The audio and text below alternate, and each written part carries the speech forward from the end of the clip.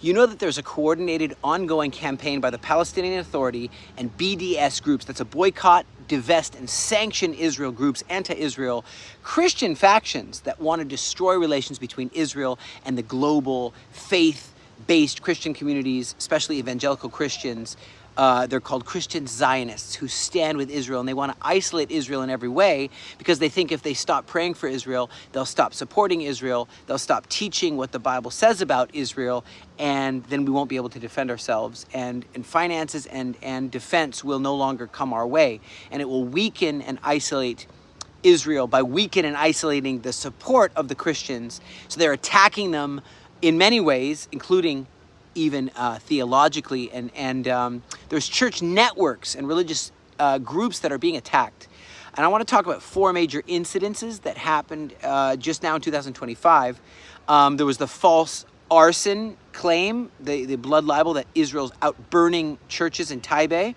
Media accused Israel of burning St. George's Church. An investigation showed that Jewish people were helping to put out the fire. The fire didn't come to the church, this old ruins of where an ancient church was. It wasn't, there's no people there. It wasn't what they were trying to push in their mind, that people are in a church and Jews are burning it down. It's ridiculous. It's the most freedom for Christians here, not over in jihadist run extremist areas.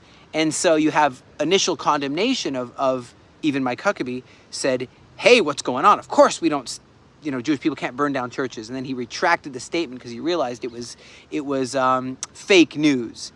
And the government of Israel failed to properly counter the false narrative fast enough. You have people like Tucker Carlson. He had an interview with this mother Agapia Stephanopoulos, who's this nun who claims all these erroneous blood libels, promoting that Jesus was a Palestinian, and all these kind of things, saying that Israel's an apartheid place, Israel persecutes Christians, instead of Israel's the safest place for Christians in the whole Middle East. And again, Israel didn't respond fast enough, or didn't respond at all, didn't see it as our job as the government or as citizens to really look into this and respond with the truth.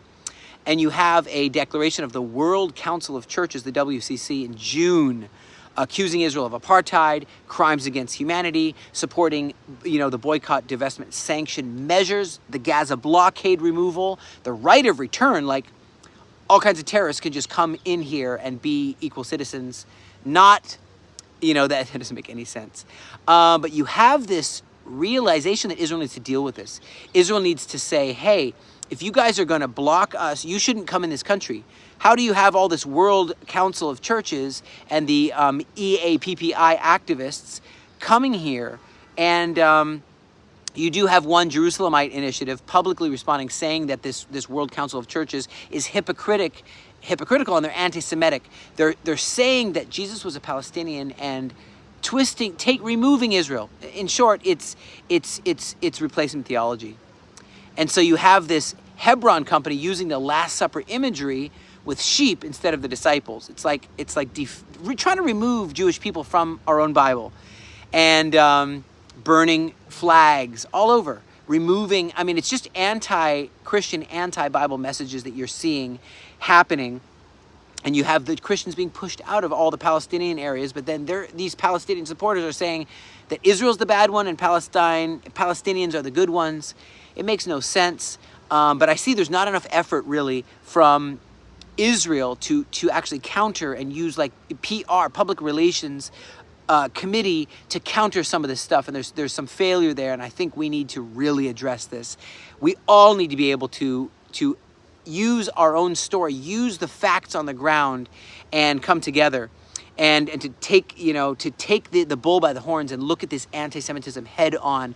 So there's an anti-Israel campaign called the Christian Cloak. Also, it's like a lie, like, oh, we're just trying to stand up for faith, but they're really just trying to bash Israel and try to defame Israel and try to turn the church against Israel. I see it again and again. It's not just Candace Owens, it's not just Tucker Carlson. There's a whole bunch. It's a wave on social media of people actually twisting the scriptures, actually trying to push what's called replacement theology. And so I believe there's a need right now to rally communicators, to rally proactive, together, unified approach, and to partner together, to work together with speakers of truth and righteousness to counter false claims as they arise quickly. And you know what? That's what Charlie Kirk said in his letter to Netanyahu, his friend Netanyahu. He said, you're going to have to act quick. You're going to have to act decisively. They're brainwashing a whole generation of young people. And Gen Z, they're called, and they're turning away. But you know what? The Bible says that God, in Isaiah chapter 51, verse 3, that God will have compassion. He will comfort Zion. He will look with compassion on her ruins. He will make her deserts like the Garden of Eden, her wastelands like the garden of the Lord. Joy and gladness will be found in her, thanksgiving and the sound of singing. I think of that garment of praise instead of a spirit of heaviness and mourning and grief after these 2 years. It's going to come. Friends, let's together stand strong and stand together against this onslaught against our friends and allies, the Christian Zionists.